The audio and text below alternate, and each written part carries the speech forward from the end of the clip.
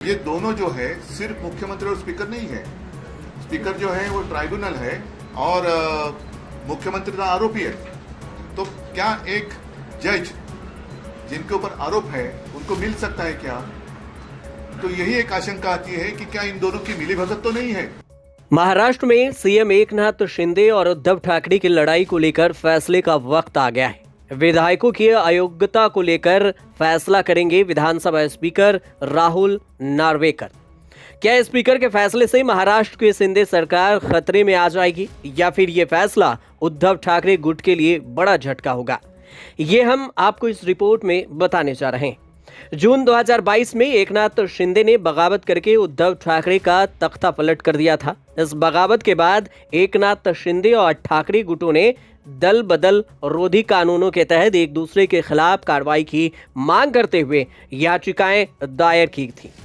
इसके लिए supreme court ने विधानसभा स्पीकर को फैसला सुनाने के लिए पहले 31 दिसंबर तक का वक्त दिया था, लेकिन बाद में उसे बढ़ाकर 10 जनवरी तक कर दिया गया। अब 10 जनवरी को शाम तक विधानसभा स्पीकर राहुल नार्वेकर इस पर अपना फैसला सुना सकते हैं। कहा जा रहा है कि स्पीकर नार्वेकर पहले फेज में 16 विधायकों की अयोग्यता पर फैसला सुना सकते हैं। उसके बाद अगले राउंड में शिंदे की शिवसेना और उद्धव की शिवसेना गुटों की अलग अलग अर्जियों के आधार पर बाकी विधायकों की अयोग्यता पर फैसला लिया जाएगा। फैसला आने से पहले महाराष्ट्र में सियासी हलचल तेज हो गई है। इस बीच सीएम शिंदे ने स्पीकर राहुल नार्वेकर से मुलाकात की है। फैसला आने से ठीक एक दिन पहले हुई इस मुलाकात को लेकर उद्धव ठाकरे ने नाराजगी जताते हुए मिलीभगत का आरोप लगाया है। साथ ही उद्धव गुट की तरफ से सुप्रीम कोर्ट में हल्फनामा भी दायर किया गया है।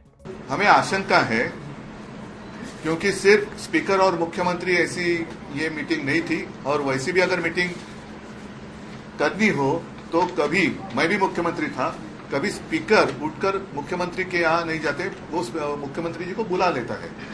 लेकिन अब ये दोनों जो है सिर्फ मुख्यमंत्री और स्पीकर नहीं है। स्पीकर जो है वो ट्राइब्यूनल है और मुख्यमंत्री का आरोपी है।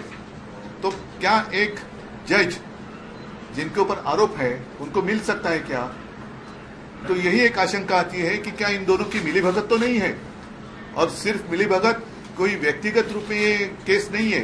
देश में प्रजातंत्र रहने वाला है या नहीं है, या दोनों मिलकर प्रजातंत्र की हत्या करने की साजिश कुछ कर रहे हैं, कोशिश कर रहे हैं, ऐसे तभी निकाला जा सकता है। और इसलिए जैसे मैंने कहा कि आज और कल ही हमने सुप्रीम कोर्ट के सामने एक एफिडेविट दिया है, और जिसमें दो बार वो मिले, एक बार नहीं 2 बार मिले हैं। वो उसमें हमने लिखा है कि आप भी उसमें देखो, और मैं आपके माध्यम से जो जनता की अदालत है, क्योंकि जनता सर्वश्रेष्ठ होती है और उसीलिए हम लड़ रहे हैं।